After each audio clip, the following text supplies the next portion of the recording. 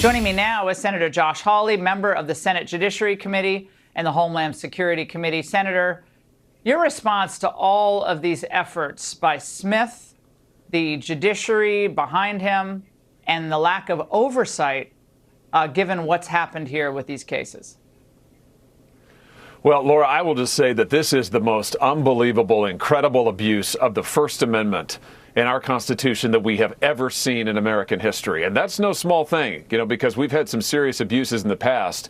But look at what this administration is doing. This special counsel who's totally and completely out of control. He's obviously doing the bidding of Joe Biden. I mean, he is going after individual citizens here. Let's be clear about this. He is trying to get the records of Twitter users who just liked a tweet by Donald Trump or who retweeted a Donald Trump post. I mean, this is unbelievable stuff. And I have to tell you, it reminds me of what happened in Hong Kong, what the Chinese Communist Party did there. I had the privilege of being in Hong Kong on the streets with the protesters when China was in the middle of their brutal crackdown. And do you know what they did? They turned Hong Kong into a police state. They turned every CCTV camera all over that city on the protesters. They followed them on their social media. They tracked them on their phones. When you look at what Jack Smith is doing here, it looks like the same exact thing.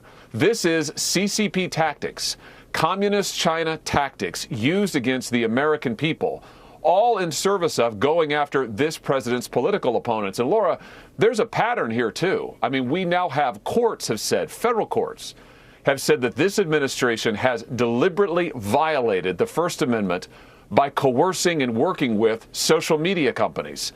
This is the president deliberately and directly ordering his White House to go to Twitter, to go to Facebook, to go to Instagram, and to pressure them to censor speech they don't like, to take down posts about school board meetings, about COVID, about election issues, about the Hunter Biden laptop.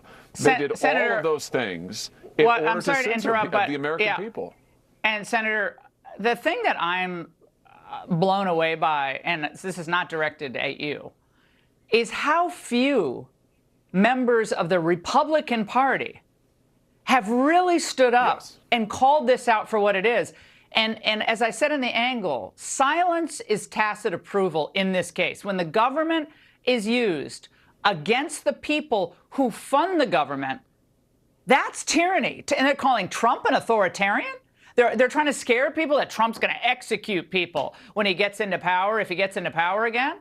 I mean, where is the Senate leadership on this? Where is any leadership on this?